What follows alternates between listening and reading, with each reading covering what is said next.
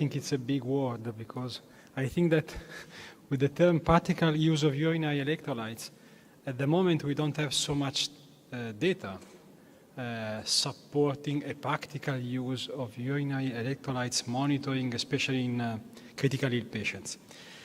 These are the conflicts of interest I should disclose. Anyway, I think that one of the reasons is that we still have much to understand on this topic. And what I would like to do in the next 50 minutes or so is, first of all, to give you some arguments by which measuring urinary electrolytes may be important, supporting also these arguments based upon some physiological and pathophysiological reasonings.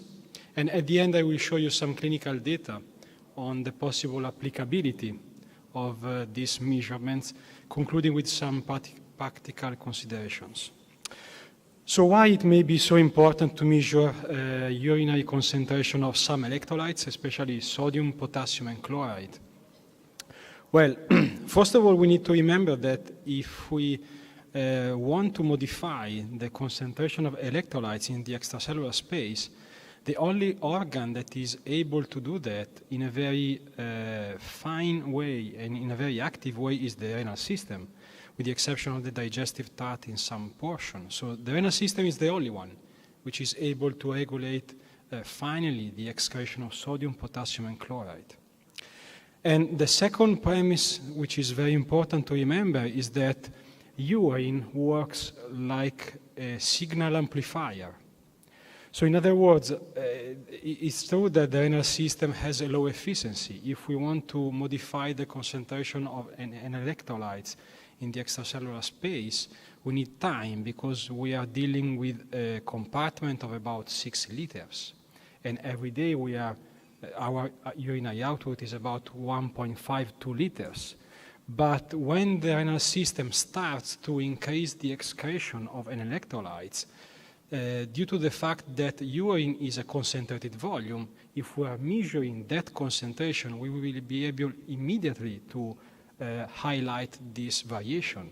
Therefore, we will immediately be able to realize the reaction of the renal system to some ongoing processes in the extracellular space. So which are the main electrolytes it's important to measure? What are we talking about? Mainly about sodium, chloride, and potassium. And these three electrolytes are related to two specific topics. The first one is, of course, the regulation of osmolality, volume, and more importantly, on the effective circulating blood volume. And here we are referring to the concentration of sodium and probably the ratio between sodium and potassium as a signal of aldosterone activation.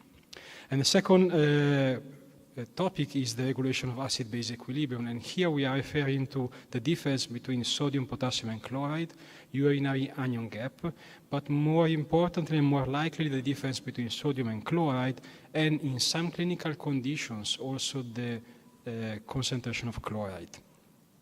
So how the renal system regulates the excretion of these electrolytes? Let's start from sodium. We know that sodium is crucial for the regulation of volume and the effective circulating blood volume. When we have a reduction in the circulating blood volume, all the baroreceptors will sense this reduction, and we have three different systems which are able to react. The sympathetic system, with the release also of endogenous norepinephrine and epinephrine, the renin-angiotensin-aldosterone system, and the natriuretic peptide system. All these three systems will indicate to the kidney what to do in terms of sodium handling. And at the nephron, there are two important parts of the nephron which are responsible of sodium reabsorption and excretion. One at the level of proximal tubule, with the activation of this antiport, sodium hydrogen exchanger, and the second one at the level of the distal collecting tubule, after the activation of aldosterone. How about instead the regulation of acid-base equilibrium?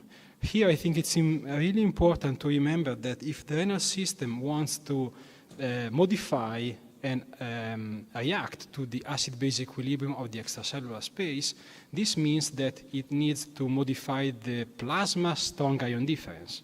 But as long as the renal system excretes sodium together with cation, we will not have any change in plasma strong ion difference. The only possibility the renal system has to modify the strong ion difference of plasma is to dissociate the excretion of sodium from the dissociation of chloride. And the renal system has two ways to do that. The first one is to eliminate strong cations, such as sodium, associated with the weak anions, such as bicarbonate.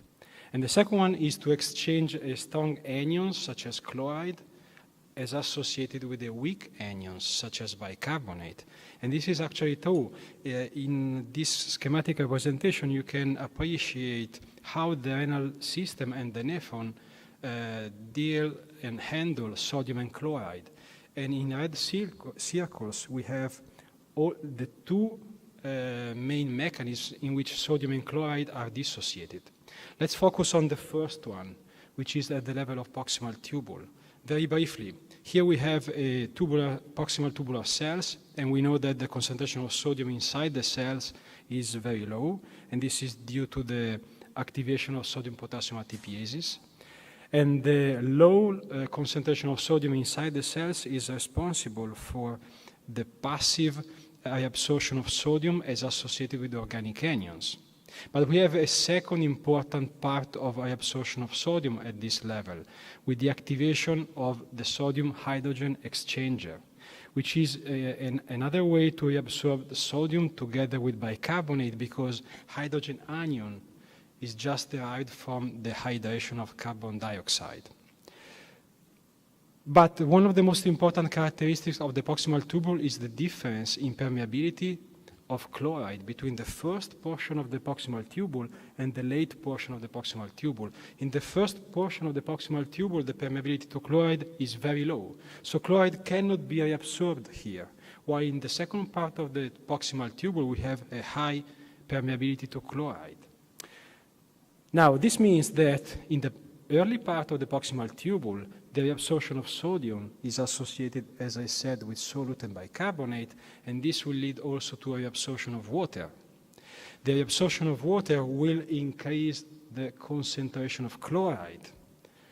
And when we arrive to the late portion of the proximal tubule, we will have an increased concentration of chloride, an increased gradient of chloride concentration between the luminal tubule and the concentration of chloride inside the cells, and this will lead to an absorption of sodium together with chloride. So in the first part, we have the absorption of sodium as associated with bicarbonate. In the late part, as associated with chloride. Now, just to give you an idea of how this mechanism is important in terms of acid-base regulation, let's imagine a situation of a low concentration of chloride, such as metabolic acidosis. If we have metabolic acidosis, we have a low concentration of bicarbonate as filtered in the glomerulus. The low concentration of bicarbonate here will lead to a lower reabsorption of water. But the lower reabsorption of water will lead a dilution of chloride concentration inside the lumen.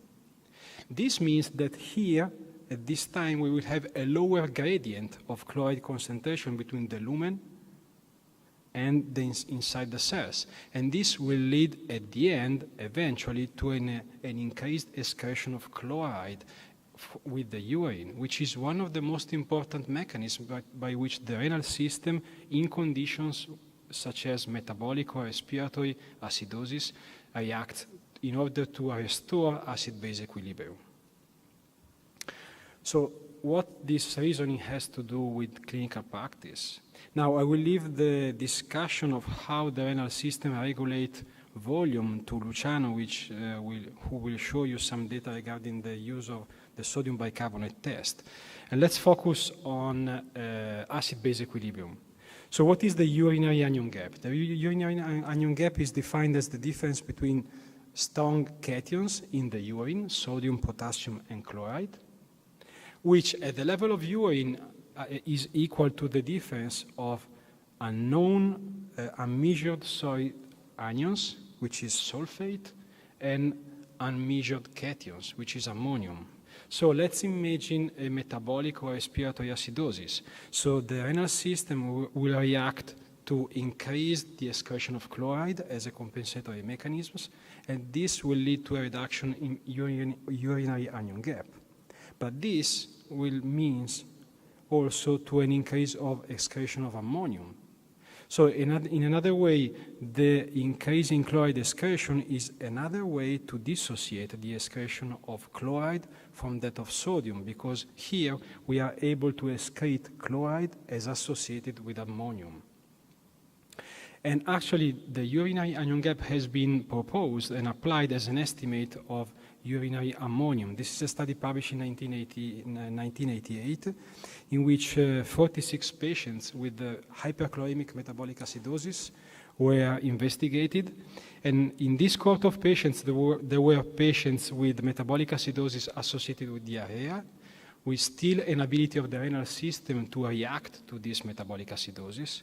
And these investigators hypothesized a lower value of urinary anion gap, while in patients with renal tubular acidosis, without the ability of the renal system to react, the investigators hypothesized a higher value of urinary anion gap due to the inability of increased the excretion of chloride. And actually, this was true. As you can see, patients with renal acidosis showed a positive value of anion gap due to the low concentration of chloride in the urine, and this was actually associated with a low capability of excrete ammonium. But in critical ill patients, I think that the picture is more complex. This is a cohort of patients studied in our ICU, in which we measured the average urinary anion gap from ICU admission to ICU discharge. These were postoperative ICU patients in relation to the variation of acid-base equilibrium. And actually, we were expecting a linear and a decreased correlation between the increase in urinary anion gap and as associated with the least variation of base excess. But actually, this was not true. But when we look at the single concentration of electrolytes responsible for this marker for anion gap, we are surprised to find out that basically the huge variation of anion gap was not due to a variation in sodium and chloride concentration, but was just due to a huge variation of potassium concentration. And we know very well that potassium concentration in urine is much more related to volume regulation as compared to acid-base regulation.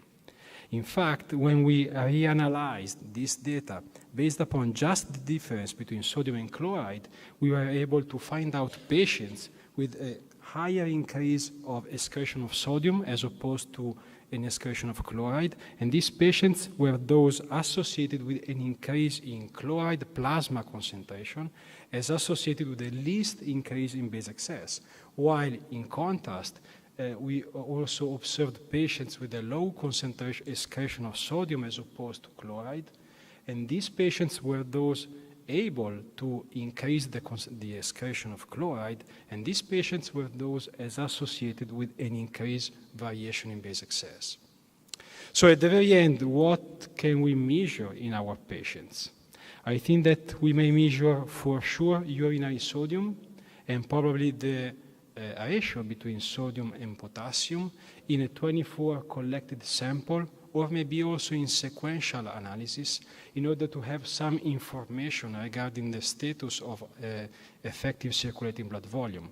We may want also to measure the difference between sodium and chloride, and this may be also related as well to a 24-hour collected sample, and probably also in a single random specimen. And from this, we can have some information regarding acid-base equilibrium, regarding an estimate of the ability of the renal system to excrete ammonium, and also some information regarding the functionality of the distal part of the nephron. But then we may also want to measure sodium, chloride, and potassium always in a 24 collected sample or in a single random specimen in order to have some information regarding specific causes of specific alteration of plasma concentration of electrolytes, such as hypokalemia, hyponatremia, or hyperchloremia, as long as, of course, we don't have a diuretics ongoing and anuria. Thank you very much for your attention.